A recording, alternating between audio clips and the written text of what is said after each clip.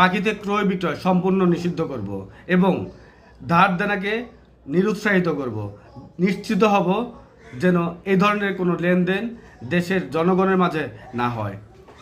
বাকিতে ক্রয় বিক্রয় জনগণের মাঝে শান্তি নষ্ট করে, অর্থনৈতিকভাবে ক্ষতিগ্রস্ত করে। ধার দেনাও মানুষের মাঝে শান্তি নষ্ট করে, সম্পর্ক নষ্ট করে, পরিবার, ব্যক্তিগত জীবনে, পারিবারিক জীবনে, পরিবারের সদস্যদের সাথে, সমাজের সদস্যের সাথে, বন্ধু বান্ধবের সাথে, আত্মীয়তার সঙ্গে সম্পর্ক নষ্ট করে।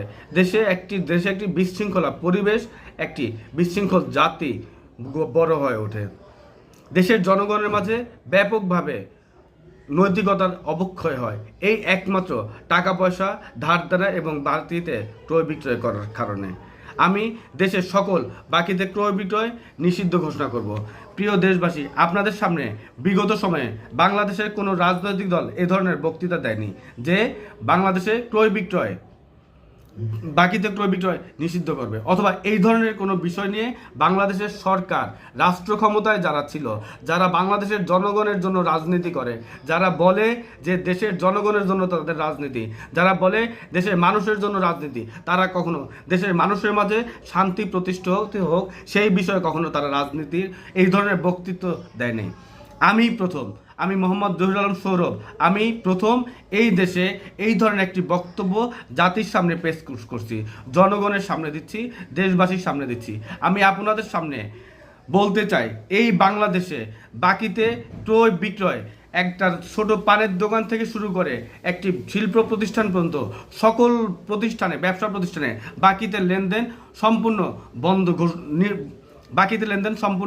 বন্ধ ঘোষণা করা হবে। কেউ কাউকে বাকিতে কোনো পণ্য দিবে না, কোনো পণ্য আদান প্রদান করবে না। কারণ এর ফলে সমাজে ব্যক্তিদের মধ্যে শান্তি নষ্ট হয়। তারা দুইভাবে, ক্রেতা এবং বিক্রেতা দুইভাবে ক্ষতিগ্রস্ত হয়। বিক্রেতা যে পণ্য কিনে সে ক্ষতিগ্রস্ত হয়, বাকির কারণে তাকে নিম্নমানের পণ্য দিয়ে থাকে এবং দাম বেশি ধরে। ঠিক একইভাবে যে বাকি নিচ্ছে সেও তাকে টাকা সময় মতো পরিশোধ করতে পারে না, কেননা তখন তার বিভিন্ন আর্থিক সমস্যা সামনে এসে পড়াতে সে টাকা দিতে পারে না এবং এক সময় টাকা না দিয়ে এলাকা চম্পট দেয় এবং বাকির দোকানদার, ব্যবসা প্রতিষ্ঠান তখন বন্ধ হয়ে যায় এবং দেশের সকল পণ্য কেনা বেচাতে এমআরপি মূল্যে বিক্রয় নিশ্চিত করা হবে।